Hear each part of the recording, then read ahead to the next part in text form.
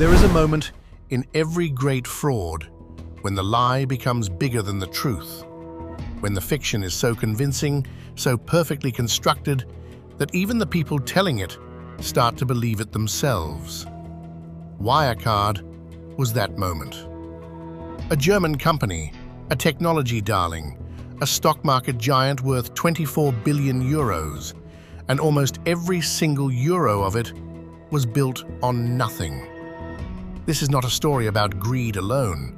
It is a story about an entire system that chose not to see what was right in front of it. Regulators, auditors, journalists, investors, governments, all of them looking at the same company, all of them seeing what they wanted to see.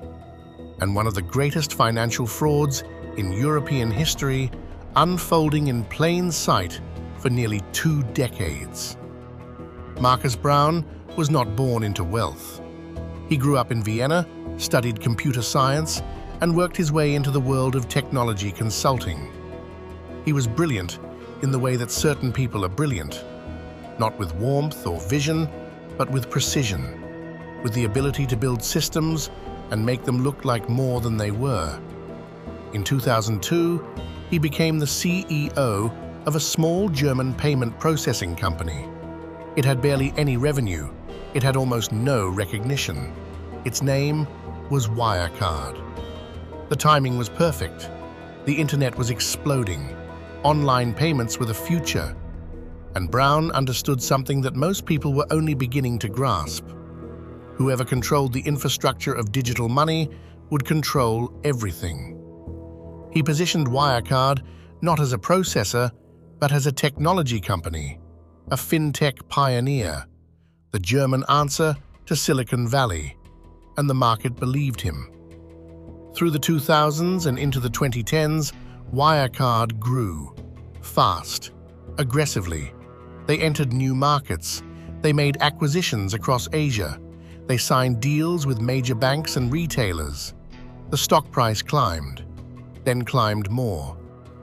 Analysts called it one of the most exciting companies in Europe. In 2018, Wirecard joined the DAX 30, Germany's most prestigious stock market index, replacing one of the country's oldest banks. It was a moment of triumph, of validation, and it was built almost entirely on fabrication. Because here is what was actually happening inside Wirecard. The profits were fake. The revenues were fake. A significant portion of the business that Wirecard claimed to operate in Asia simply did not exist. There were supposed to be billions of euros sitting in escrow accounts in the Philippines, trustee accounts managed by third-party partners generating enormous cash flows. On paper, it was beautiful. In reality, the accounts were empty. The partners were fictitious. The cash flows were invented numbers typed into spreadsheets by people who knew exactly what they were doing. Jan Marsalek was the man who knew where the bodies were buried. Chief Operating Officer, smooth, charming, fluent in multiple languages. He moved through the world like a man who had never been told no. He cultivated relationships with intelligence agencies, politicians, and shadowy figures across 3 continents.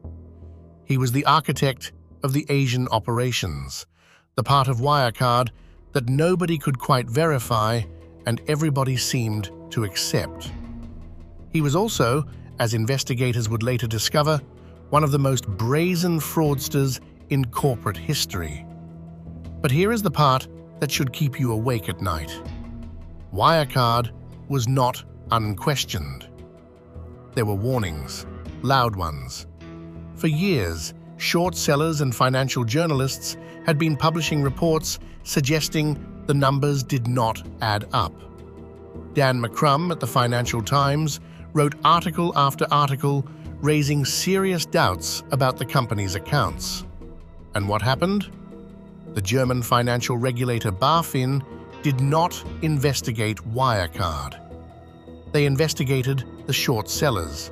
They accused the journalists of market manipulation. Wirecard sued the Financial Times.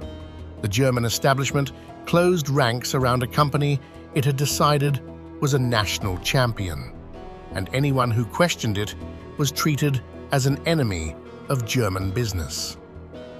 EY, the accounting firm Ernst & Young, audited Wirecard for a decade.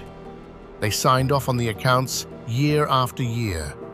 They accepted without independent verification the claim that billions of euros existed in banks they never directly contacted. Later, when investigators asked how this was possible, the explanations were deeply unsatisfying. EY said they had been deceived. Critics said they had simply not looked hard enough. Either way, a fraud of this size does not survive a decade without help, whether that help is active or simply negligent. Then came June 2020. Wirecard was supposed to publish its annual results.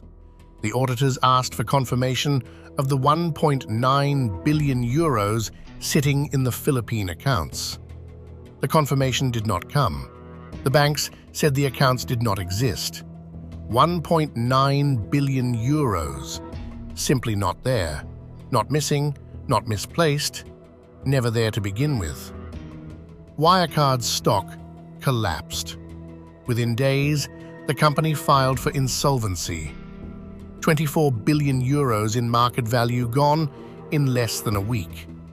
Markus Braun was arrested at Munich airport. He sat in a German cell and maintained his innocence.